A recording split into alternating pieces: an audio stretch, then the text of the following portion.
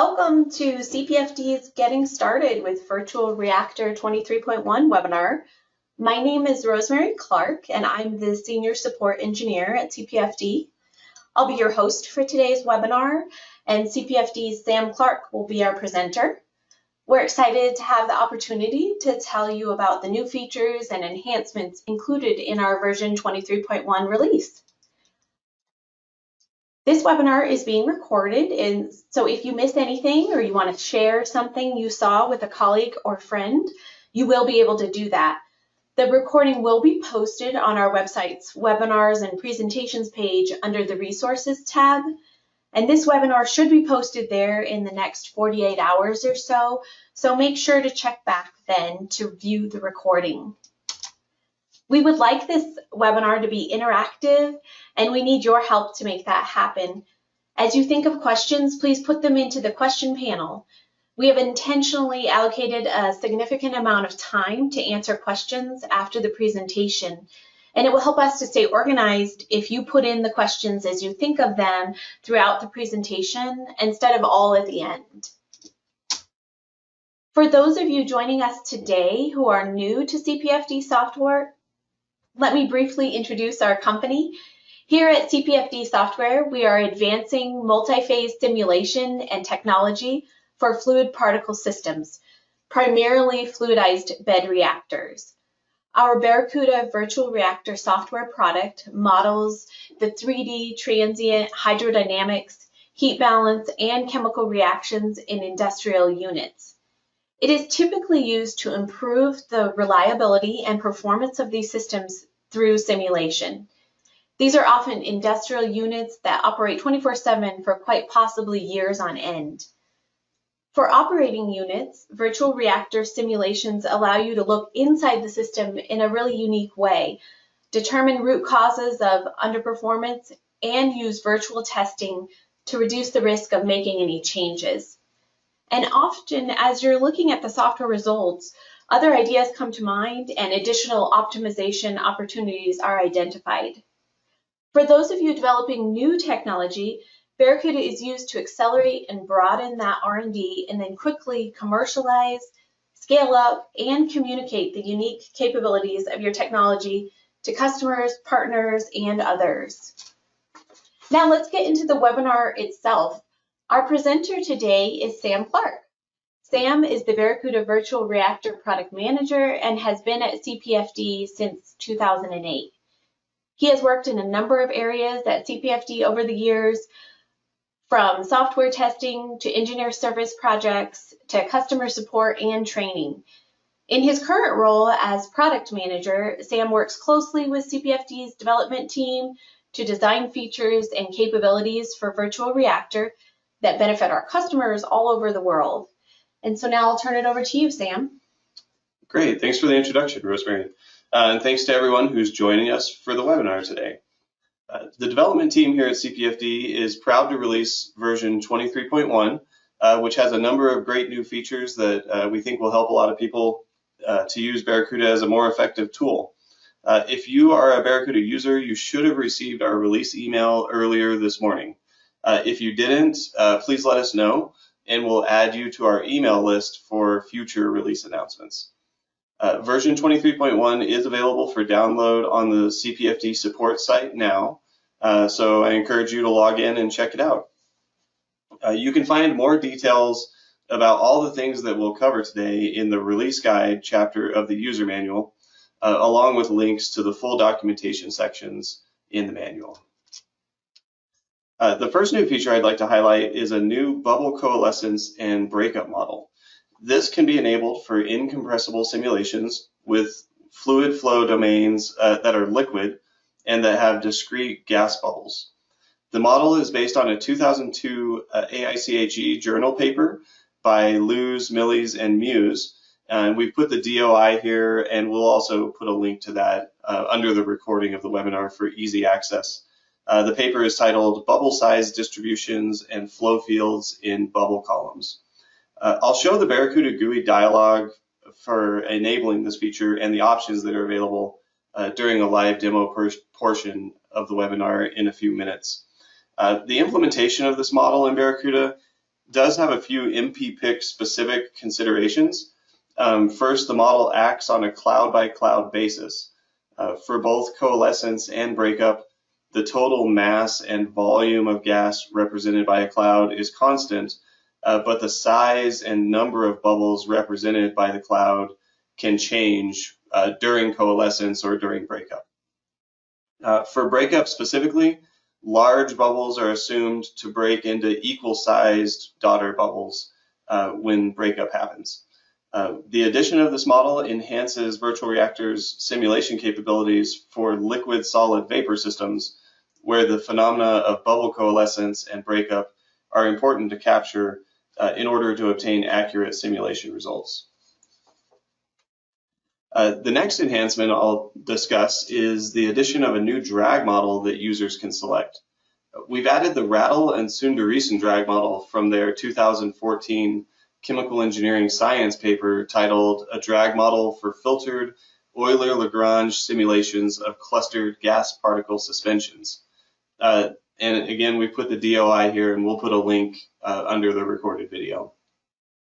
This drag model is an extension of the Beechtra drag model, and it adds a multiplied factor that considers the coarse graining effects of numerical particles in Barracuda, and also is a function of grid size, fluid properties, and particle properties.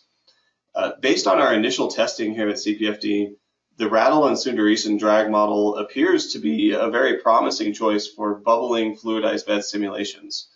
As virtual reactor users have likely experienced in the past, drag models based on the original Win-NU formulation or Win-NU blended with ergon, which is pretty common, they often require calibration to achieve high enough apparent bed densities in the dense bed portion of a fluidized bed. If calibration is not performed, what we often saw with those models was that the fluidized bed could expand too much, and it results in this apparent bed density that's often a little too low compared to process data. In the animations that we're showing here on the right, the gasifier training problem, which a lot of Barracuda users are probably familiar with, has been run with the default Beechtra model with no calibration, and that's on the left. And then we also ran it with the default Radl-Sundaresan model with no calibration. The difference in the bed height and the bubble formation and the bed density is apparent when you look at these sorts of animations. We also did a little bit more of a quantitative test to compare the results from a few different kind of common drag models that people would use. This is the 2010 PSRI Nettle Bubbling Fluidized Bed Challenge problem with 3 different drag model configurations. The specific case that we're showing here is a 3-foot diameter fluidized bed with an 8-foot bed height, and it's using FCC particles with a 3% fines content. The drag models that we tested from kind of left to right in these images and top to bottom in the legend on the plot were a Win-NU ergon blend with no calibration, no modification, and then a Win-NU ergon blend with a multiplier of 0.15, and finally the Radl-Sundaresan drag model with no calibration or modification. The plot in the center shows a time average apparent bed density versus height, and we're comparing all 3 of these cases against the black circles, which are showing the PSRI experimental data. The tech plot graphic on the right-hand side shows time average particle volume fraction on a center slice for each of these cases. Using an unmodified Win-NU ergon drag model, as we can see, results in a pretty low bed density. If we're looking at these colors here, a lot of them are in this green to yellow range.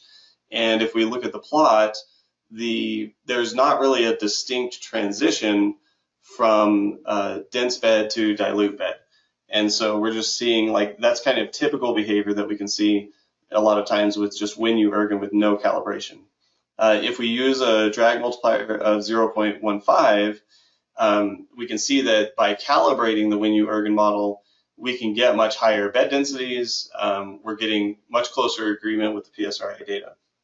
And then the final case, if we use the Radl-Sundaresan drag model without any calibration, the results are also in very good agreement with the PSRI data. So As I mentioned, this just seems like a really promising new model that's available for people who are modeling bubbling fluidized beds. We haven't had a whole lot of time yet to try to test this with like risers or cyclones or other types of systems that people model with Barracuda. So hopefully in the near future we can do that and we can gain some more experience with that. My goal here is not to endorse this Radl-Sundaresan drag model as the best choice for all cases, but rather encourage virtual reactor users to try it for themselves and see if it improves the results in your simulations. The final physics-based feature that we want to highlight for 23.1 is support for per species close pack volume fractions. In previous versions of Barracuda, there was a global close pack volume fraction that could be specified, and that close pack applied to all species, and there was no option to do a per species specification. This became a little bit problematic when simulating multiple species that have distinctly different shapes, or when simulating solid particles along with discrete gas bubbles in liquid domains. We're seeing increased interest from Barracuda users around the world in simulating systems such as like biomass types of fuels, municipal solid waste, or other materials that are typically quite non-spherical, and they often have very different size distributions and very different shapes and very different close pack values when compared with the primary bed particles. So the single close pack volume fraction was becoming a little bit more of a significant limitation for users in those types of industries.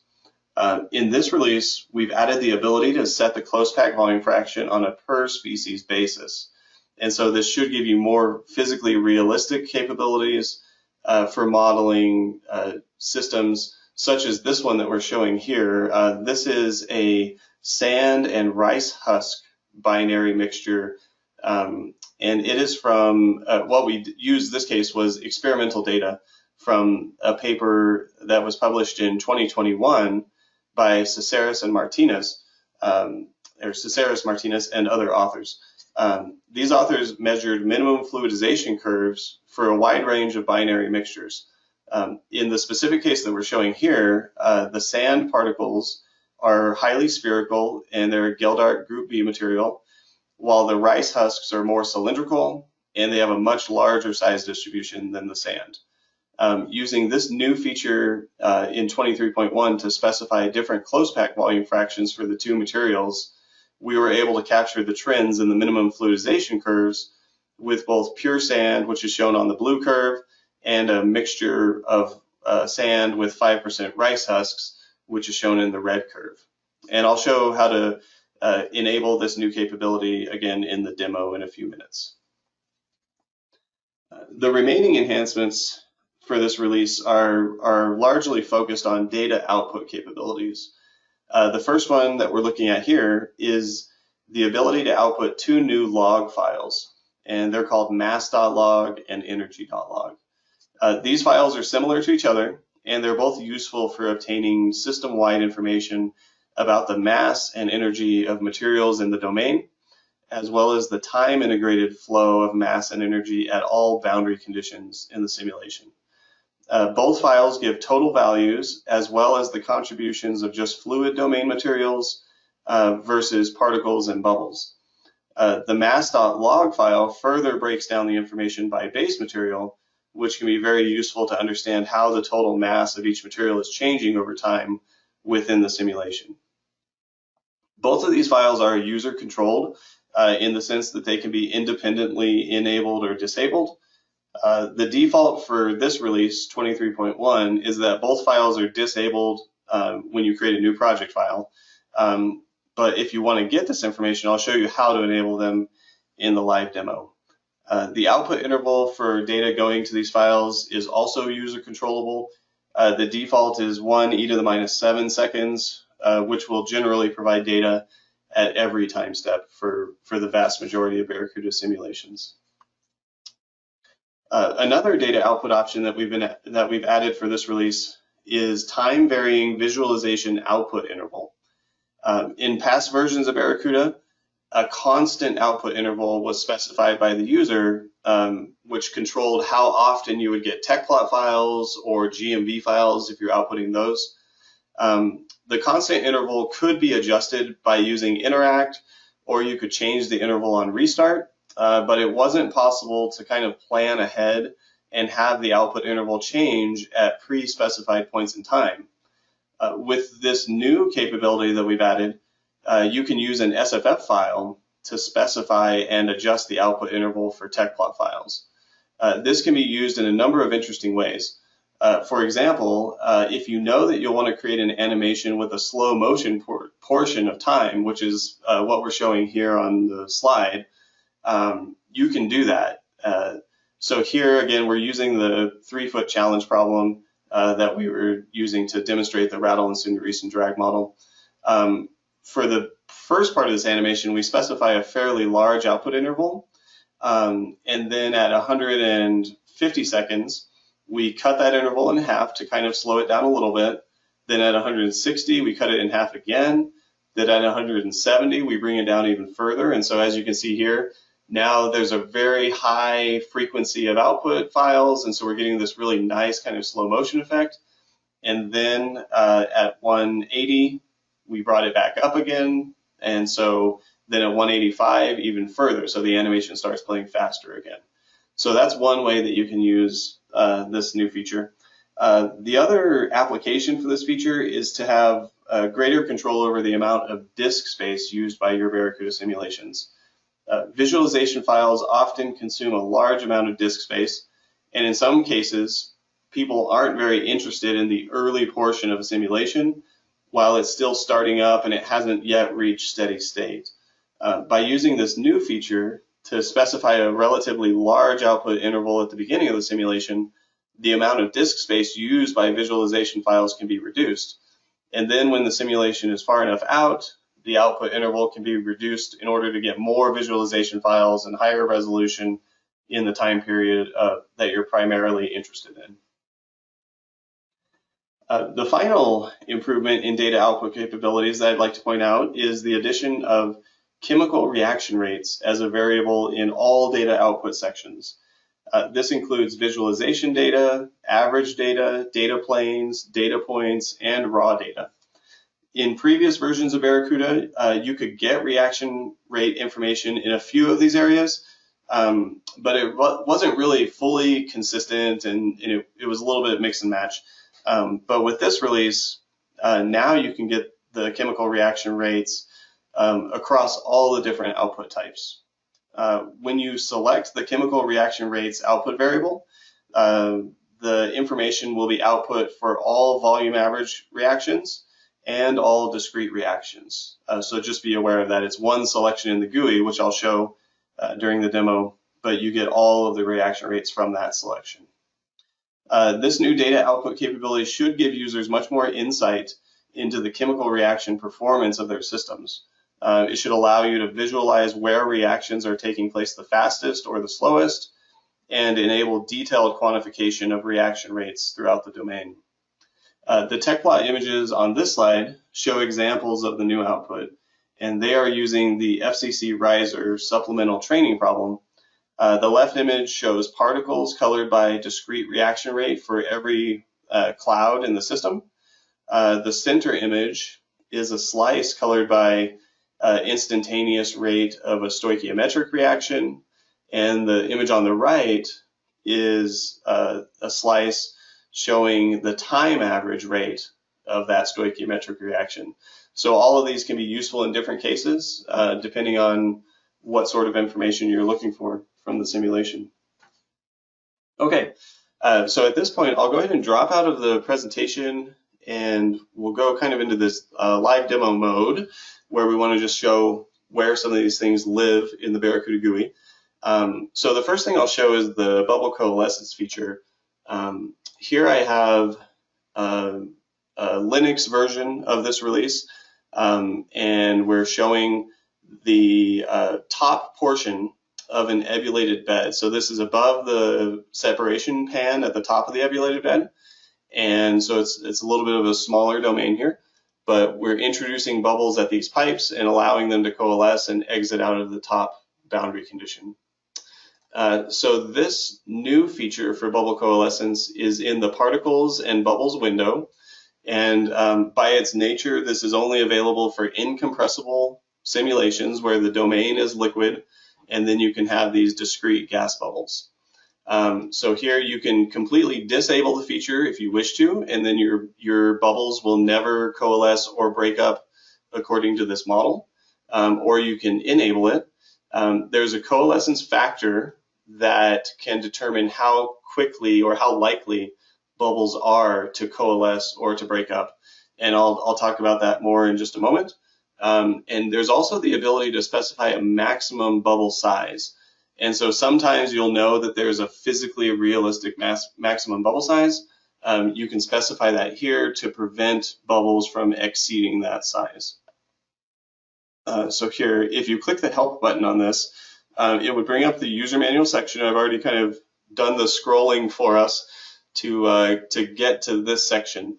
So if you want more details about how this model works, go to the user manual, and as I mentioned before, this model is based directly on this paper by Lair and other authors. So if you click that, it'll show you the reference, and you can always get that paper and see the mathematical details of exactly how this works.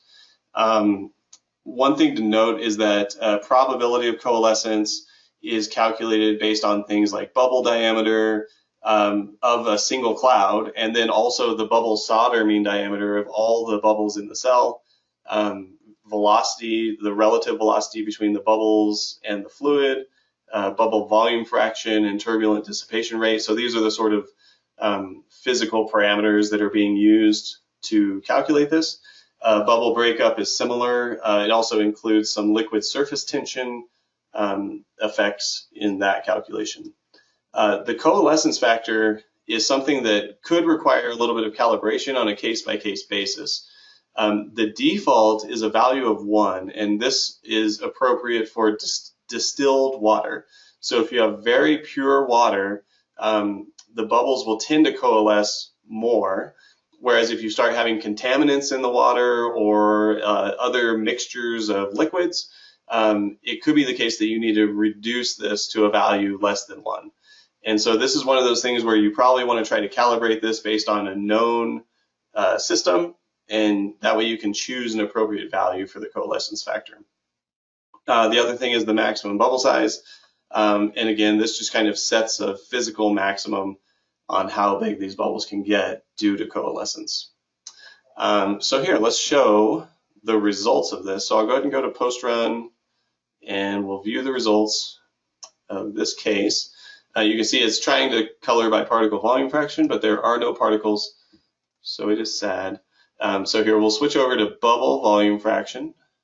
And so here's a view of these bubbles coming into the system. If we go to bubbles colored by size, we can see visually here that the bubbles start out in this dark blue color, so they're coming into the system relatively small, I think a maximum of about 2 millimeters, and we'll take a look at that in a minute. And then they grow as they spend more time in the system due to coalescence. And so then they're exiting the system with a higher size. There are a couple of interesting ways that you can visualize this, so I'll just point them out quickly. One is that in TechPlot, you can size the scatter layer by a variable. And this is something that we do have a video on. So if you're interested in doing this, if you log into the support site and go to the TechPlot for Barracuda training videos, a lot of you are familiar with this. We have a whole collection of videos that shows how to do a wide range of operations in TechPlot, and one of them is called scaling particles by a variable. So if you want details about this process, make sure and check out that support site video, because it takes it a little bit more slowly than what I'll do right here. But the basic process is if we go to the scatter tab, we can tell TechPlot we want to make these spheres. We can say we want to select a variable to scale them by. And in this case, we'll go bubble size, and we'll say close, and then we'll tell it, yes, we do want to use that. And then what you'll see is that on screen, visually the small bubbles look small and the big bubbles look big. And so you can produce some really nice effects here when you're presenting your results that include things like the bubble coalescence model. You can also do this for particles as well, right? This is not limited to just bubbles.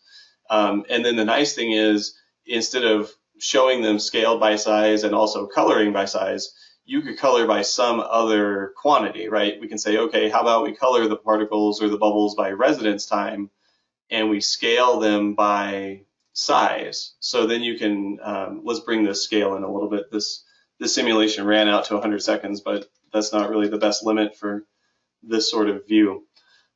So here we can start to look at, okay, the new bubbles in the system are quite small. As they spend more time in the system, they tend to coalesce.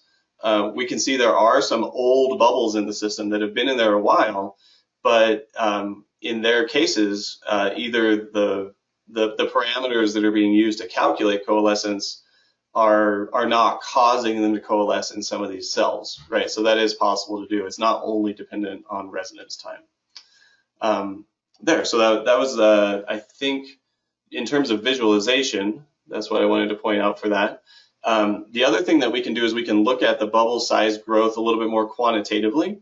And so here, just to illustrate, these bubbles, if we look at their definition, we're using an SFF file to say that the bubbles come in with a minimum diameter of 0.1 millimeters up to a maximum diameter of 2.4 millimeters. So that's their size distribution as they're being fed into the simulation.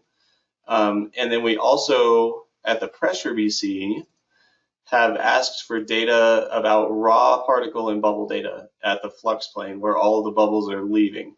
So we can look at information from this flux plane and it'll have a suffix that's like underscore raw bubble data, and we can calculate PSDs from that information. So we can really quantify how much these bubbles have grown as they've flowed through this system. Again, we have support site posts about how to do this type of thing, right? So this particular support site post using Python to calculate PSDs from raw particle data or raw bubble data. This also applies to raw data at flux planes, so you can use the same method.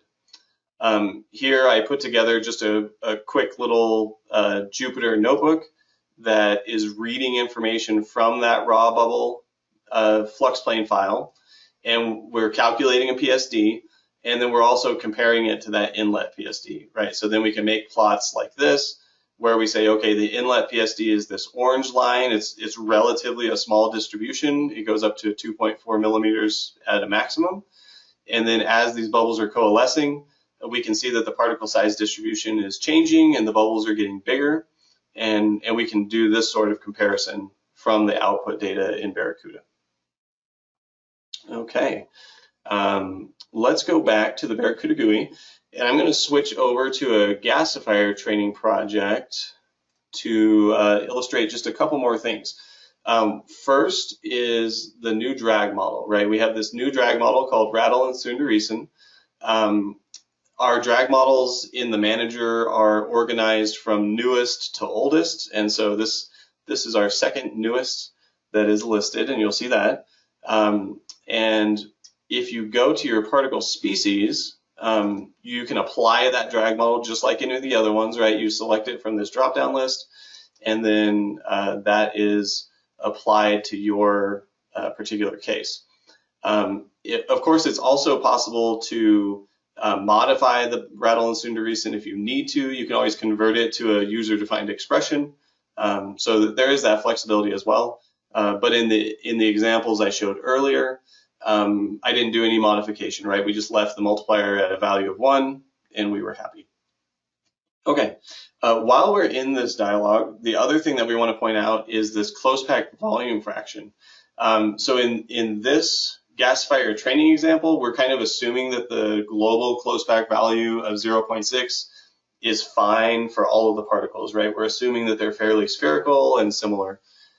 If you wanted to do a per species selection, you can do that, right? And you can do this for any particle species or any bubble species. So you would just say specify value, and you would say, okay, instead of my global value of 0.6, I'm going to say that this has a close pack volume fraction of 0.4 based on some bulk density measurement that I've done, right? I can physically measure the close pack volume fraction of these particles. So that's how you would do it, right? And you can do this on any particle species or bubble species. And I'll cancel out of that. One thing that you'll note, if you need to know how the solver is doing this, you can go to the particles chapter, and it does show the mixing formula for particles with different close pack volume fractions. I'm going to zoom in on this a little bit just because I know that's a small equation, maybe over the webinar view.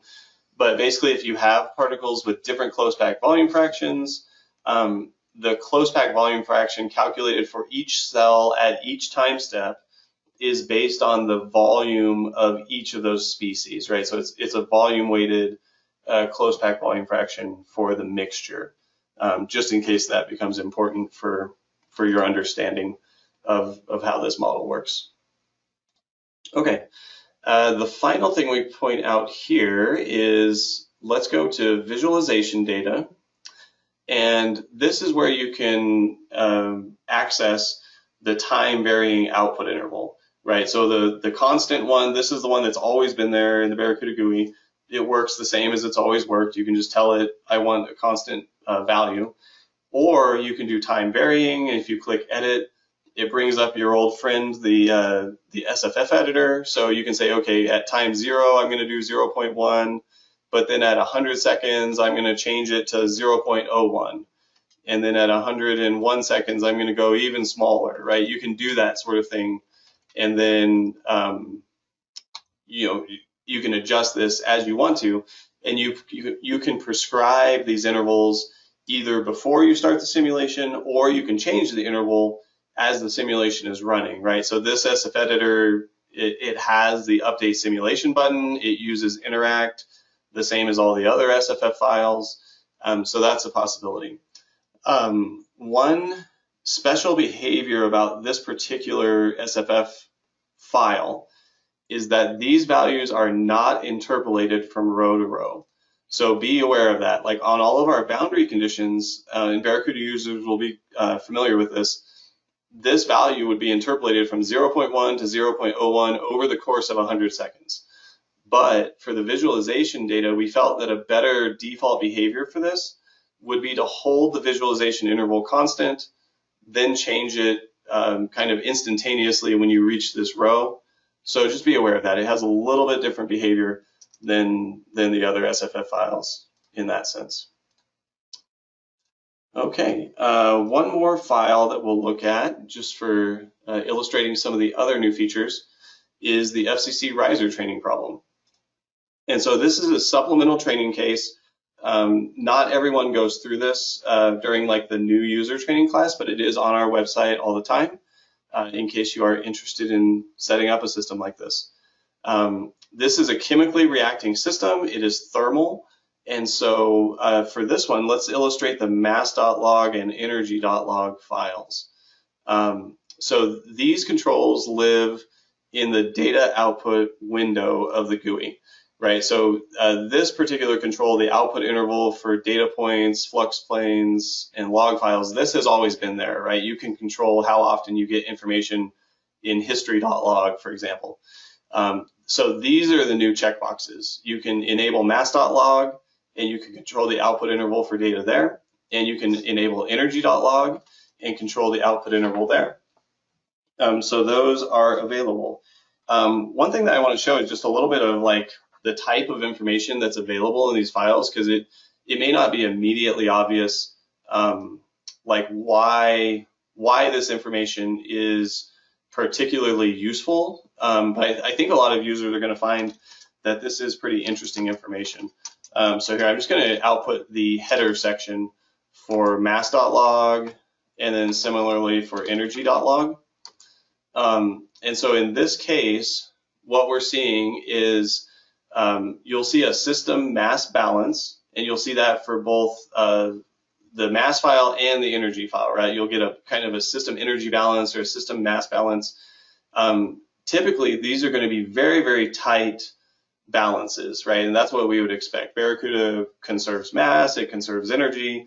So you should always see that these balances are pretty tight in terms of the overall quantities in the system. You'll also see the total mass of everything in the system, total fluid mass, total particle mass, those sorts of things. Then you'll see time integrated information at all of your boundary conditions. So sometimes this can be very interesting to, if you're trying to track how much material is coming in or going out over all of the boundary conditions together. This is a nice shortcut to get that information. And then in the mass file, I think a lot of people will find this useful over time is you can see the total amount of mass for every base material, gases, vapors, solids, and liquids. And so this is kind of nice information, and I'll do a little plot of this in a moment. So that's what you got in the mass.log. Energy.log, I think it could be the case that a lot of people will find the total system energy an interesting quantity, and so I'll show that real quick as well. So here, these are text-based files, right? This is a lot like history.log or flux planes or things like that, right? So these are files that we can plot with TechPlot. So here I'm going to go ahead and open a blank TechPlot, and we'll do our typical procedure of file, load Barracuda data. We'll load a data file, and here we'll say, all right, let's start with mass.log. You'll see by default, it always shows like column 1 versus column 2 from the file, so that's what we're seeing here. And let's look at the full list of what's available. The one thing that I thought was kind of cool here, because I've done this calculation the hard way before, is let's look at total particle mass of coke on the catalyst versus time, because often this is of interest to people. So if I choose that one, I'll do a Control F to kind of auto scale my plot.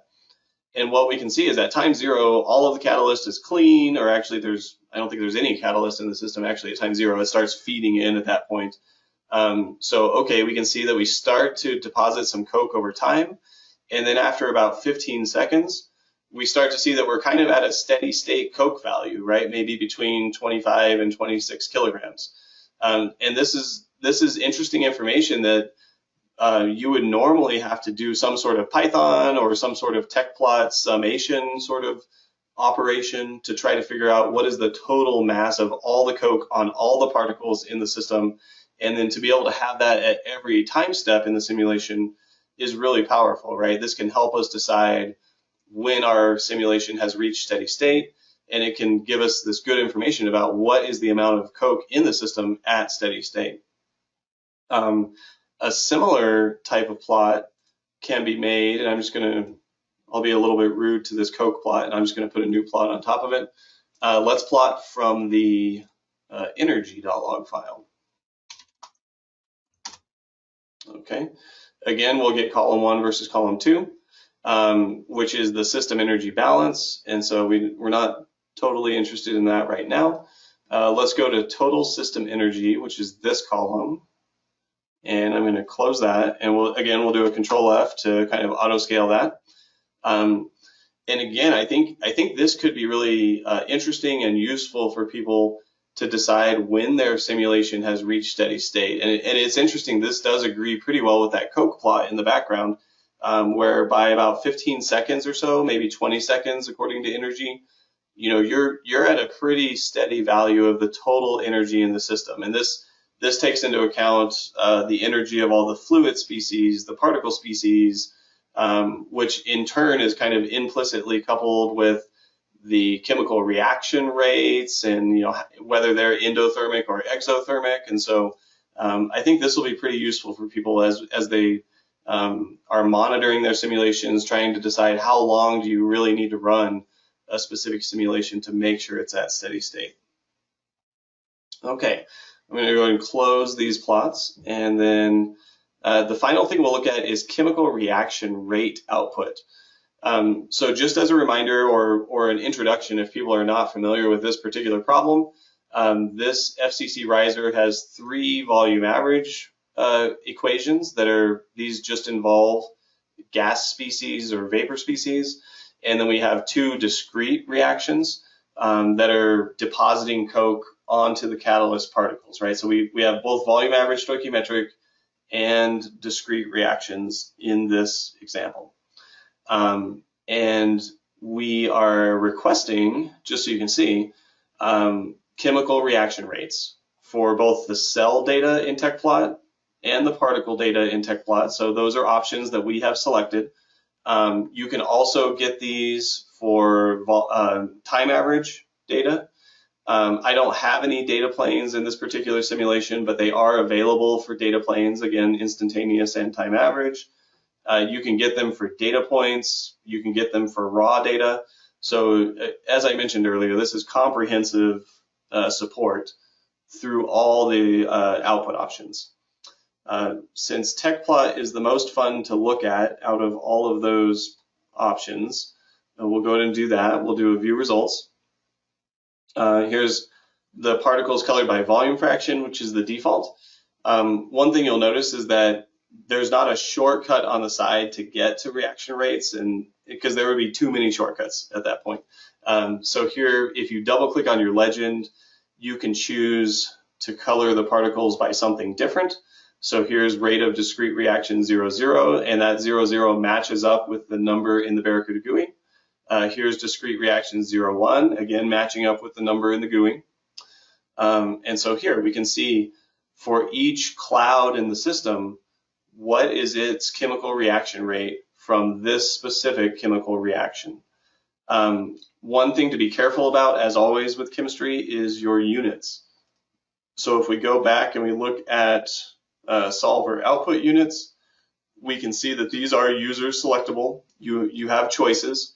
In this case, I chose for my volume average output units moles per second per meter cubed, and for my discrete chemical reaction units, moles per second. So when we're looking at this picture in TechPlot, that's the units of these numbers, is whatever I chose in the Barracuda GUI. So just be aware of that. The other thing that's kind of interesting, specifically with discrete reactions, is that we also output a volume average equivalent of the discrete reactions. So there, what I did was I just copied this frame and I pasted it, and now let's tile these frames real quick just so we can look at these side by side. Let's go ahead and link the frames as well for their 3D plot views, and we'll see if that took effect. Okay, good. So whenever we move one, we'll also move the other. Okay, and really what I want to illustrate here is this is like the per particle discrete reaction rate, moles per second on each cloud. And here, let's change it. I'm going to get a color bar that I like first by kind of doing this trick of switching to cells and then back. So it gives me my familiar rainbow. And then here, I'm going to turn off the scatter layer, and let's do a slice in the Y plane that shows the volume average equivalent of this reaction rate. So here we'll see rate of volume average discrete reaction 0, 1. So that's what this label means. It says, okay, I'm going to look at the discrete reaction 0, 1, and for every computational cell, I am going to add up all of the reaction rates for all of the clouds in that cell, and then divide it by the volume of the cell, right? So if you were to define a volume average reaction, this would be the equivalent rate of that reaction. Let's kind of zoom in a little bit to this scale. This is a little bit hard to see here. So I'll go like 0 to 50. Let's see what that looks like. Okay, great. So now we can start to see a little bit more. Where is this discrete reaction really occurring the most from the point of view of the Eulerian cells? So just be aware of that. You can kind of get this information either on a per cloud basis or interpolated back to the grid, which can be useful. And then you can have a more direct comparison of all the reaction rates in the system by looking at all of the cell-based reactions or the rates that are reported. The other thing that you can do, of course, like here's our stoichiometric reaction rates, and again 0, 0, 0, 1, 0, 2. These correspond to the labels in the GUI, so you can always color your cells by that sort of information. Okay.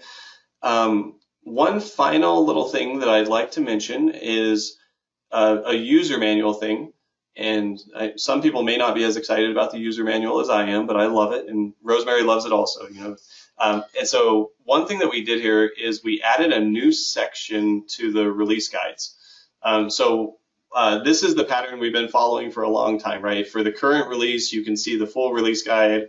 It has a bunch of information about each feature. And then at the bottom of this chapter was kind of a bulleted list of the features from previous releases. And this is still very handy, right? Like if you want to figure out where did the evaporation model come in, like when was that released? Okay, you can go look at the bulleted list and find it. But previously, you had to have the old version installed to see its full release guide. And so now what we've done is we've added all the past release guides as their own chapter. So if you ever want to get information about a specific feature or you remember that something was in an old release guide that you really cared about, then these are much easier to access now. And this is on the user manual that's on CPFD's website, and it's also on the user manual that's installed with Barracuda. So just be aware of that. One thing in particular that we tend to get a lot of questions about, and so I'll point that one out, is like fluid and particle initial conditions from an IC file.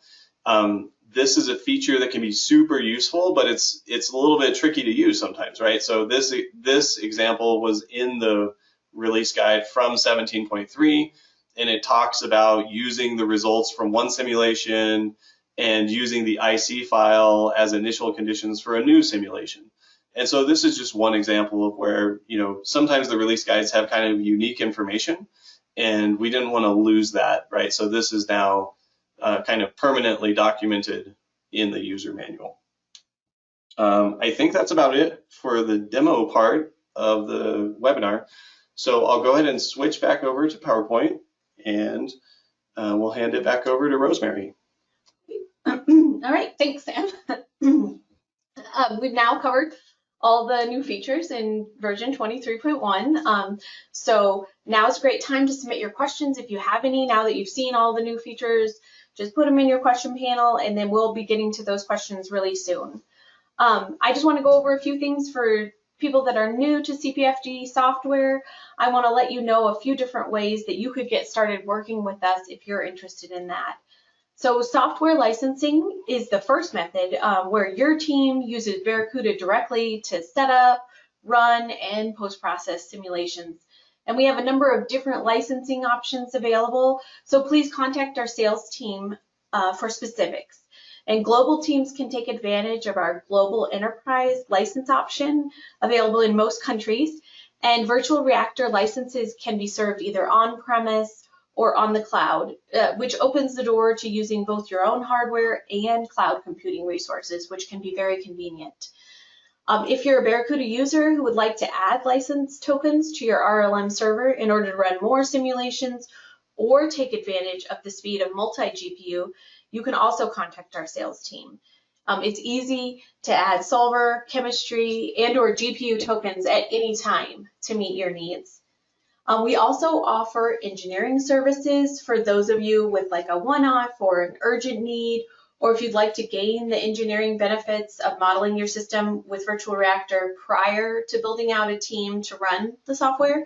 So contact us as well if you want to learn more about this option. But the easiest way to get started is with our training classes. Our next class is coming up in about a month, and we'll have more information about that in a couple slides. And training can be combined with project work and licensing in what we call our Quick Start program, which is intended to get you up and running as quickly as possible. We run the first models for you with our engineering services team, and then we hand the models over to you. We train you on the software and then provide the software licensing. And this allows you to build out your own in-house capabilities with models that are already up and running.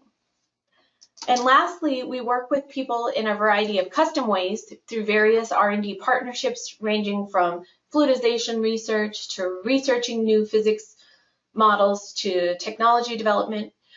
R&D partnerships can be direct with us, or they can be collaborative with our strategic partners. And so contact us if you're interested in becoming a partner. So we have a few upcoming events that we'd like to highlight. Next week, CPFD will be attending and exhibiting at the European Refining Technology Conference in Italy.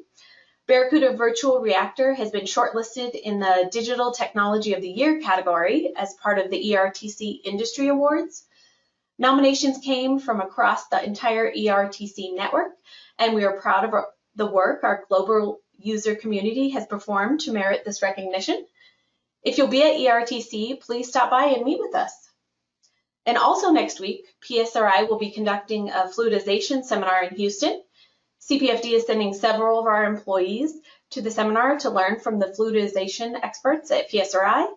And Sam will be presenting on modeling fluidized beds with simulation.